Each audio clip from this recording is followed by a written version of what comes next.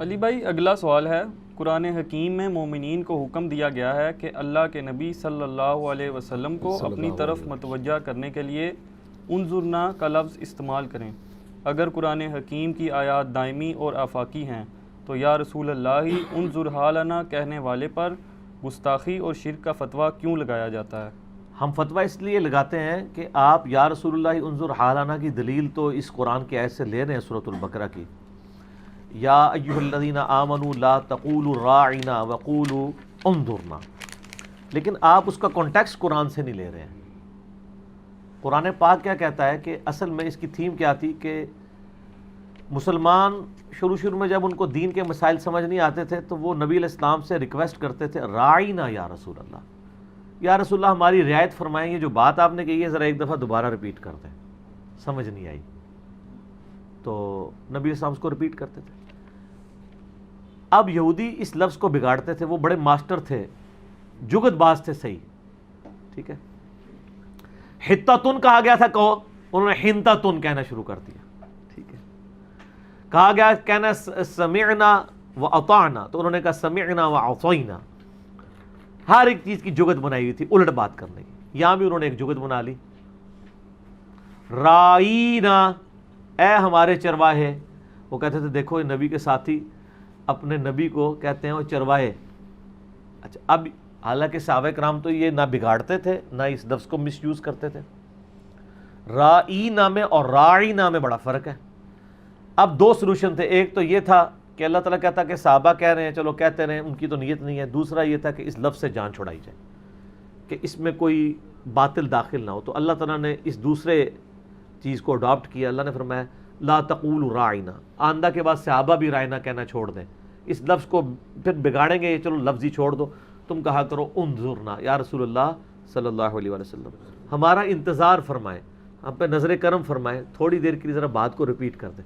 ایک ادبی الفاظ ہے نا یہ لنگوسٹک میں، تو یہ انہوں نے پکڑ کے اس میں کہانی میں رنگ بار دیے پوری، وہ جناب وہ لکھ دیا یا رسول اللہ انظر حالنا یا حبیب اللہ اسمع قالنا۔ سر یہ قرآن میں لکھا کیا ہوا ہے؟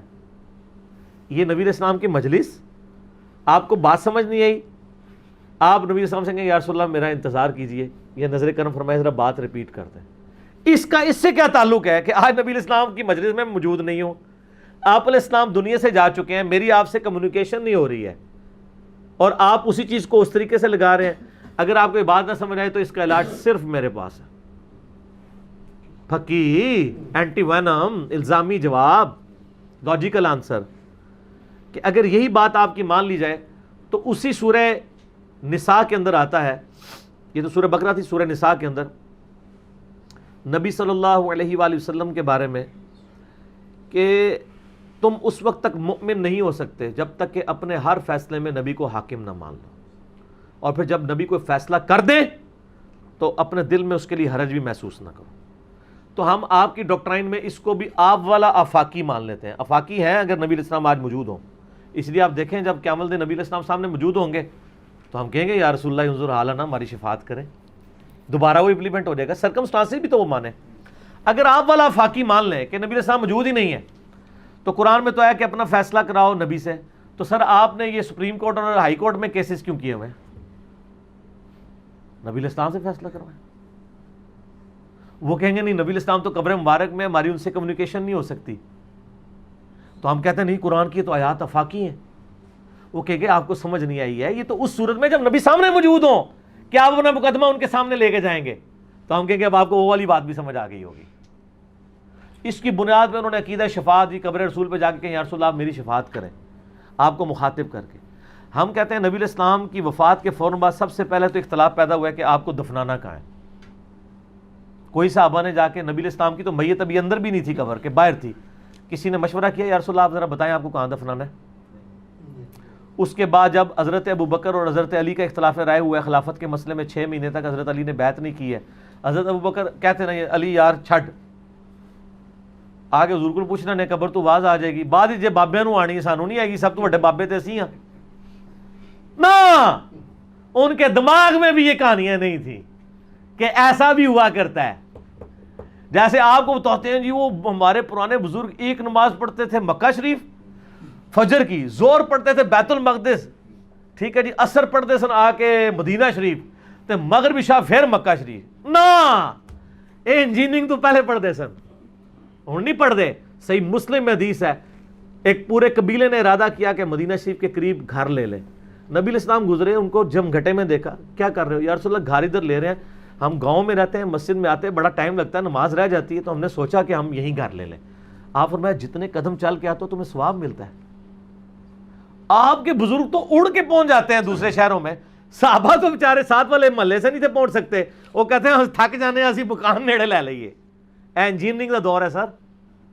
نبی اسلام کو کہنا چاہیے تھا کہ صحابہ تم تو اولیاء کے سرتاج ہو، میرے تو ادنا ادنا اولیاء فجر پڑھیں گے مکے میں، زور پڑھیں گے مدینے میں، اور مغرب عشاء جا کے بیت المقدس میں، تم تو اولیاء کے بھی سردار ہو، تمہیں مسئلہ کیا ہے؟ گھر کیوں قریب لے رہے ہو؟ ادھر سے اڑو اور ادھر آ جاؤ۔ ہائے ہائے ہائے، میرے تو نہیں غصہ کھانا، بابیاں نے کھانا جنہوں نے تانوں کہانیاں کرائیاں نے، اور یہ میں انجینئرنگ لاجیکلی احادیث کی روشنی میں کر رہا ہوں، اپنی ذاتی نہیں۔ یہ سب جھوٹ تھا، ان کے جھوٹ کھل چکے ہیں، ایسا نہیں ہے، ٹھیک ہے، ایسا پاسبل نہیں۔ ایون آج کے دور میں اگر کوئی چارٹر طیارہ بھی لے لینا، اس کے لیے بھی پاسبل نہیں ہے۔ وہ بھی گھورے سر کسی بزرگ نے وہ چارٹر طیارہ نہیں بنایا، نہ بوئنگ کمپنی کسی حافظہ اللہ دی ہے، تو نہ جناب ایئر بس کسی دامت برکاتم عالیہ دی ہے، اور نہ اس میں جو وہ پیٹرول ڈال رہا ہے وہ کسی رحمت اللہ علیہ نے دریافت کیا ہے، وہ بھی سر ایڈون نے دریافت کیا ہوا ہے۔ پنسلوینیا میں پہلا تیل کا کنواں امریکہ میں نکلا تھا، ٹھیک ہے، آج سے تقریباً 200-250 سال پہلے۔ تو یہ سب کی سب کہانیاں تھیں، ان کہانیوں کو لے کے چل رہے تھے۔ تو یہ انظرنا ہے نبی علیہ السلام جب سامنے موجود ہو، نبی علیہ السلام کو غائب میں پکارنا مدد کے لیے کہیں ثابت نہیں۔ یہ تو میں نے آپ کو لاجیکل دلائل دیے، اب میں مزید آپ کو نقلی دلائل دیتا ہوں۔ یہ عقلی دیے ہیں نا، عقلی دلائل ہوتے ہیں لاجیکل، نقلی جو نقل ہوئے ہیں۔ صحیح بخاری میں 1010 نمبر حدیث ہے، سیدنا عمر رضی اللہ تعالیٰ عنہ کے دور میں قحط پڑ گیا، اور وہ حضرت عباس ابن عبد المطلب کو اوپن میدان میں نماز استسقاء کے لیے لے کے آئے، اور پھر انہوں نے دعا کی، انا کننا نتوسل الیک، اے اللہ ہم تیری طرف توسل کرتے تھے بنبینا، اپنے نبی کے ذریعے، یعنی ہم ان کے ذریعے دعا کروایا کرتے تھے، اب ہم تیرے نبی کے چچا کو لے کے آئے ہیں وسیلے کے طور پہ، تو بارش نازل فرما دے ان کی برکت سے، ان کی دعا کی برکت سے۔ وہ دعا کرتے، یہ صحیح وسیلہ ہے، تو انس بن مالک کہتے ہیں بارش ہو جاتی۔ میں پوچھتا ہوں کہ حضرت عمر جو اتنا تردد کر رہے ہیں، وہ یہ کہتے ہیں نا کہ اے اللہ تیرے نبی کی زندگی میں ہم ان سے دعا کرواتے تھے، آج ہم ان کی قبر میں ان سے دعا کروانے آئے ہیں، تو یا رسول اللہ آپ دعا کریں کہ بارش ہو جائے۔ ان کو پتا تھا نبی سے اب کمیونیکیشن نہیں ہو سکتی، ہمارا درود و سلام آپ تک پہنچتا ہے لیکن ہم کمیونیکیٹ نہیں آپ سے کر سکتے۔ الٹا انہوں نے کہا انا کننا نتوسل الیک بنبینا، ہم پہلے کرتے ہوتے تھے، تو ہن کے ہو گیا ہے؟ میں آج علی گل کراں گا ہن وہابی ہو گئے ہو؟ نہیں، نہ میں وہابی نہ میں بابی، میں ہوں مسلم علمی کتابی۔ تو سیابی کا عقیدہ ماننے، نہ بابی کا ماننے، نہ وہابی کا ماننے۔ سیابی کون؟ خلیفہ راشد عمر ابن خطاب رضی اللہ تعالیٰ عنہ علیہ السلام، ان سے بڑا کوئی عاشق رسول نہیں تھا۔ اور اس میں میں نے ایک چھوٹی سی انجینئرنگ کی ہے، حضرت عمر ان اصحاب میں سے ایک ہے جو گنتی کے اصحاب ہیں، بلکہ 2-3 ہی ہیں، جنہوں نے یہ پریکٹیکلی یہ چیز کروائی ہے حضور سے خود۔ بخاری مسلم دونوں موجود ہے کہ صلح حدیبیہ کے موقع پر صحابہ کے پاس پانی نہیں تھا۔ جابر بن عبداللہ کہتے ہیں کہ نبی علیہ السلام سے ہم نے ریکویسٹ کی، یا رسول اللہ پانی نہیں ہے، 1400 صحابہ ہیں، وضو کرنا ہے، جانور پیاسے مر رہے ہیں۔ تو نبی علیہ السلام نے فرمایا کہ تھوڑا بہت اگر کوئی پانی ہے تو لے آؤ۔ تو سب نے وہ ڈھونڈ ڈھانڈ کے نا، حضرت عمر نے یہ ایکٹیویٹی پرفارم کی کہ کسی کے مشکیزے میں تھوڑا سا پانی تھا، 1-2 گھونٹ لیا، الٹیمیٹلی کر کرا کے ایک پیالہ مٹی کا نا پانی کا بھرا، اور حضرت عمر نے کہا یا رسول اللہ آپ برکت کی دعا کریں اسی ایک پیالے میں ہی، ٹھیک ہے۔ نبی علیہ السلام نے اپنی مبارک انگلیاں ڈالی، چشمے جاری ہو گئے۔ جابر بن عبداللہ کہتے ہیں 1400 صحابہ نے پانی پیا، جانوروں کو پلایا، مشکیزیں بھی بانٹ لیے، اور وہ ابھی تک اس میں سے چشمہ جاری تھا۔ تو وہ جابر بن عبداللہ کے الفاظ ہیں بخاری مسلم میں کہ اللہ کی قسم ہم 1,00,000 بھی اگر ہوتے ہیں نا، وہ پانی زیادہ تھا۔ سر موسیٰ علیہ السلام نے تو پتھر سے چشمہ جاری کیا تھا آسا مار کے، اور پتھر میں سے تو پانی نکل آتا ہے، گوشت میں سے پانی نہیں نکلتا۔ یہ اس سے بڑا معجزہ ہے، ٹھیک ہے. حضرت عمر کو تو پتا تھا کہ حضور کے مبارک انگلیوں سے چشمے جاری ہوتے ہیں, تو حضرت عمر کیا کرتے, ایک پیالہ اٹھاتے اور کہتے یہ قرآن میں ہے رائنا انظرنا, میں اس کو آفاقی سمجھتا ہوں, یا رسول اللہ میں آپ کی قبر پہ آیا ہوں, قرآن میں ہے وَلَوْ أَنَّهُمْ إِذْ ظَلَمُوا أَنفُسَهُمْ جَاءُوكَ, جب اپنی جانوں پر ظلم کرو تو نبی کی بارگاہ میں حاضر ہو جاؤ, یا رسول اللہ میں حاضر ہو گیا ہوں, اپنا قبر مبارک سے ہاتھ باہر نکالیں, میں نے تو خود دیکھا ہوا ہے کہ آپ پیالے میں ہاتھ رکھتے ہیں اور پانی نکلتا ہے, تو سر ایک بار پھیر ہو جائے. ان کو پتہ تھا اب کمیونیکیشن نہیں ہو سکتی. ہاں کوئی اور بندہ ہوتا تو اس کو غلطی لگ سکتی تھی, انہوں نے تو دیکھا ہوا تھا.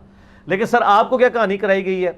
فضائل حاج میں, فضائل درود میں شیخ زکریا صاحب لکھتے ہیں, اور فضائل سنت میں الیاس قادری صاحب, دونوں بھاری جماعتیں دیوبند اور بریلویوں کے بزرگ لکھتے ہیں کہ 555 ہجری میں 550 سال کے بعد شیخ احمد رفاعی قادری سلسلے کے بزرگ قبر رسول پہ حاضر ہوئے, عربی کے اشعار کہے کہ یا رسول اللہ جب تک مصر میں تھا میری روح آپ کے آستانے پہ حاضری دیتی تھی, آج تو میں خود آیا ہوں, اب جسموں کے ملاپ کی باری آئی ہے. ذرا دیکھو الفاظ دیکھو, آپ قبر مبارک سے ہاتھ باہر نکالیں, میں آپ کے ہاتھ مبارک کو چومنا چاہتا ہوں.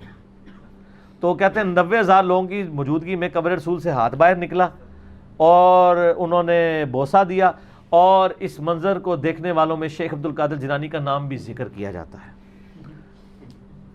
تاکہ لوگ کہیں گے 11ویں پیر نے دیکھا تھے ہوئے گا. اور کسے دیکھا انہوں نے کتنے کہا میں دیکھا ہے کہانی. یار حضرت فاطمہ کے لیے تو کوئی ہاتھ نہیں نکلا. بخاری میں الفاظ ہیں, حضرت فاطمہ کہتی ہیں جب حضور کو دفنا کے آئے نا, کہا انس بن مالک تمہارے ہاتھوں نے کیسے گوارا کیا کہ تم نے رسول اللہ کو مٹی میں دفن کر دیا. آئے آئے, پوری زندگی صرف 6 مہینے زندہ رہی ہیں, حضور کے غم میں فوت ہوئی ہیں. سیدہ فاطمہ کو کسی نے ہنستے ہوئے نہیں دیکھا. انہوں تو نہیں کہا میں روزانہ قبر رسول پر جاتی ہوں, اپنے باپ کی زیارت کر آتی ہوں. سیدہ عائشہ سلام اللہ علیہا قبر رسول کے ساتھ والے حجرے میں 47 سال تک زندہ رہی ہیں, کبھی انہوں نے نہیں کہا میں نے حضور سے قبر پہ ملاقات کی ہے. حتیٰ کہ جنگ جمل کے لیے جب نکلی ہیں اس وقت ہی حضور سے مشورہ کر لیتی کہ یا رسول اللہ میں جاؤں کہ نہ جاؤں. ان کو یہ پتہ ہی نہیں تھا کہ ایسا بھی کرنا ہوتا ہے. یہ سب کہانی ہے. میرا لیکچر ہے مسئلہ نمبر 3 دعا صرف اللہ ہی سے, اور اسی کی ایکسٹینشن ہے مسئلہ نمبر 43 وسیلہ اور توسل کے صحیح احکام و مسائل. وہ دیکھیں اور اس شرک سے توبہ کریں, اس گستاخی سے توبہ کریں. جو شخص رسول اللہ کا ماننے والا ہے وہ اللہ کے علاوہ کسی کو مدد کے لیے نہیں پکارے گا. نبی صلی اللہ علیہ وآلہ وسلم نے کوئی ایسی تعلیم نہیں دی ہے. آپ نے فرمایا ایاک نعبد و ایاک نستعین. ہاں ظاہری اسباب میں آپ کافر سے بھی مدد لے سکتے ہیں. وتعاونوا علی البر والتقوی ولا تعاونوا علی الاثم والعدوان. اسباب میں آپ لے سکتے ہیں جو سامنے موجود ہے. جو سامنے موجود نہیں ہے اس کو پکارنا صراحتاً کتاب و سنت کی تعلیمات کے خلاف ہے. میں ایک حدیث بتا دیتا ہوں, ایک حدیث اور 3 عقیدے کلیئر. بخاری اور مسلم دونوں میں حدیث ہے 70 صحابہ کو دھوکے سے شہید کیا گیا. حضور کے پاس کچھ لوگ ہیں کہ آپ اپنے بہترین لوگ دیں, آپ نے 70 قاری قرآن سکھائے ہوئے اپنے لائق ترین اسٹوڈنٹ ان کے حوالے کیے. وہ بہانے سے آئے, چونکہ نبی الاسلام کو علم غیب تو نہیں تھا کہ یہ کیا کریں گے, وہ دھوکے سے لے کے راستے میں قتل کر دیا. ہے وہ کافر تھے, آئے اس لیے کہ یا رسول اللہ مسلمان ہوئے ہیں, ہمیں اپنے لائق اسٹوڈنٹ دیں ہم ان کو. ان میں سے جب وہ شہید ہونے لگے سیدنا عاصم بن ثابت انصاری رضی اللہ تعالیٰ عنہ, انہوں نے مرتے وقت کہا اے اللہ ہمارے نبی کو ہمارے حال کی خبر کر دینا, ہم نے تیرے نبی کا دین نہیں چھوڑا اور ہم راضی ہیں, ہم اللہ کو مل رہے ہیں. وہی یا ایتھا النفس المطمئنہ ارجعی الی ربک راضیۃ مرضیہ. نبی الاسلام فرماتے ہیں کہ تمہارے ساتھیوں کو یوں دھوکے سے قتل کر دیا گیا. انہوں نے مرتے وقت یہ دعا کی ہے کہ اے اللہ ہمارے نبی کو ہمارے حال کی خبر کر دینا. تو اللہ تعالیٰ نے آپ کو وحی کے ذریعے بتا دیا. اس ایک حدیث میں جو بخاری مسلم میں ہے, میں نے اس لیکچر میں بتائی, میرا ریسرچ پیپر ہے دعا صرف اللہ ہی سے, ریسرچ پیپر نمبر 3, اس میں بھی نقل کی. 3 مسئلے کلیئر, علم غیب کلیئر. ان کو نہیں تھا یہ پتا کہ نبی الاسلام ہمیں دیکھ رہے ہیں اس وقت جب دنیا میں موجود تھے. نمبر 2 حاضر و ناظر. نبی الاسلام وہ کہتے ہیں نبی الاسلام تو ہمیں دیکھ رہے ہیں, یہاں بھی موجود ہیں. اور نمبر 3 امداد. ان کو کہنا چاہیے یا رسول اللہ انظر حالنا, انہوں نے کہا یا اللہ انظر حالنا, اے اللہ ہمارے اس حال کی خبر ہمارے نبی کو کر. ان کا یہ عقیدہ تھا کہ اللہ نبی کو بتائے گا تو پتہ چلے گا. نبی الاسلام خود نہیں جانتے, علم غیب نہیں جانتے, نبی کو ہم مدد کے لیے نہیں پکار سکتے. نبی الاسلام یہاں پہ موجود نہیں ہے, نہ جسمانی طور پہ نہ روحانی طور پہ, ورنہ تو حضور کو ڈائریکٹ کہتے. حضور کی طرف متوجہ ہو رہے تھے نا, ان کو ٹینشن یہ تھی, وہ امیر تھے نا, کہ میری ڈیوٹی حضور نے لگائی ہے اور ہمارے ساتھ یہ ظلم ہو گیا ہے، تو وہ نبی علیہ السلام تک اپنا پیغام پہنچانا چاہتے تھے کہ یا رسول اللہ دیکھ لیں ہم نے دین نہیں آپ کا چھوڑا، ٹھیک ہے، یہاں تک کہ ہم نے اللہ کے لیے جان دے دی ہے، ہم آپ کی یعنی آپ کا جو لائق ترین اسٹوڈنٹ ہونے کا ہم نے حق ادا کیا ہے، ٹھیک ہے۔ تو انہوں نے کیا کہا، اے اللہ ہمارے نبی کو ہمارے حال کی خبر کر دینا۔ تو اس ایک حدیث سے ان کے تینوں جو فراڈ بنائے ہوئے عقیدے ہیں نا، علم غیب اللہ کے بتانے پہ ہے، ٹھیک ہے جی، مدد اللہ سے مانگنی ہے، اللہ تعالیٰ کسی کو ذریعہ بنائے، یہ سارے مسئلے اس کے اندر کور ہیں۔ یہ بالکل جعلی عقیدہ ہے اور یہ اتنا خطرناک مسئلہ ہے کہ یہ اس امت میں شرک جو بڑے لیول پہ داخل ہوا ہے استانت کے مسئلے پہ، اس لیے آپ دیکھ لیں قرآن نے اس کو کتنا واضح کیا، ایاک نعبد و ایاک نستعین، حالانکہ نعبد میں نستعین شامل ہے، اللہ ہم تیری عبادت کرتے ہیں، عبادت میں کیا کچھ شامل ہے، نماز، روزہ، حج، زکوٰۃ، قربانی، نظر، نیاز، کسی کو اللہ نے ذکر نہیں کیا، دعا بھی تو عبادت ہے۔ ابو داؤد، ابن ماجہ، نسائی کی حدیث ہے الدعاء هو العبادہ، تو دعا شامل تھی ایاک نعبد میں، لیکن اللہ نے اس کو اللہ سے ذکر کیا کہ اصل میں شرک یہیں سے داخل ہونا ہے۔ ایاک نعبد، اے اللہ تیری عبادت کرتے ہیں، و ایاک نستعین، اور عبادت کی سب سے اعلیٰ ترین شکل کہ مدد کے لیے پکارنا، کسی کی طرف متوجہ ہونا، دعا کرنا، یہ صرف تیرے لیے ہے، ٹھیک ہے۔ اچھا ان سے ذرا پوچھیں، وہ کہتے ہیں نہیں وہ ایک حقیقی مدد ہوتی ہے ایک مجازی ہوتی ہے، اچھا تو ایک حقیقی عبادت ہوتی ہے ایک مجازی ہوتی ہے؟ کہتے ہیں نہیں، ایک ہی آیت ہے ایاک نعبد و ایاک نستعین، ظاہری اسباب اس میں شامل نہیں، وہ الگ سے ہے وتعاونوا علی البر والتقوی ولا تعاونوا علی الاثم والعدوان۔ اس کو میں ایک مثال سے دیتا ہوں، بارش برسانے کی ذمہ داری کس کی ہے؟ اللہ ہی کرتا ہے نا۔ ڈیوٹی کس کی ہے؟ فرشتوں کی۔ آپ بارش اللہ سے مانگیں فرشتوں سے؟ بس اگر کوئی کہتا ہے کہ نبی علیہ السلام کی یا مولا علی کی ڈیوٹی اللہ نے لگائی ہوئی ہے، تب بھی آپ پکاریں گے کس کو؟ اللہ کو۔ لیکن اگر آپ یہ کہیں گے کہ آپ ان کو ڈائریکٹ پکار سکتے ہیں تو آپ اسی طریقے سے جیسے فرشتے کو پکار رہے ہیں۔ اچھا کوئی مسلمان آج تک بارش کے لیے فرشتے کو نہیں کہتا یا میکائیل المدد بارش نازل فرما، کہتا ہے؟ حالانکہ فرشتوں کی ڈیوٹی تو نص سے ثابت ہے، آپ نے ڈیوٹی اپنی مرضی سے لگا دی ہوئی ہے۔ تو میں کہتا ہوں اگر نبی علیہ السلام کی مدد کرنا ثابت بھی ہو جائے تب بھی پکاریں گے اللہ کو، کیونکہ قرآن کہتا ہے کہ اللہ کو پکارنا ہے۔ اَمَّن يُجِيبُ الْمُضْطَرَّ إِذَا دَعَا، بھلا بتاؤ تو کون ہے جو تکلیف میں گھرے ہوئے شخص کی فریاد کو سنتا ہے، وَيَكْشِفُ السُّوءَ، اور اس سے برائی کو دور کر دیتا ہے، وَيَجْعَلُكُمْ خُلَفَاءَ الْأَرْضِ، اور تمہیں زمین پہ اگلوں کا خلیفہ کرتا ہے، تمہارے ماں باپ کی جگہ تمہیں، تمہارے مرنے کے بعد تمہاری اولاد کو۔ اِلَٰهٌ مَعَ اللَّهِ، کیا اللہ کے ساتھ کوئی اور الہ بھی ہے جو مصیبت اور پریشانی دور کرے؟ قَلِيلًا مَا تَذَكَّرُونَ، لیکن بہت کم لوگ نصیحت حاصل کرتے ہیں۔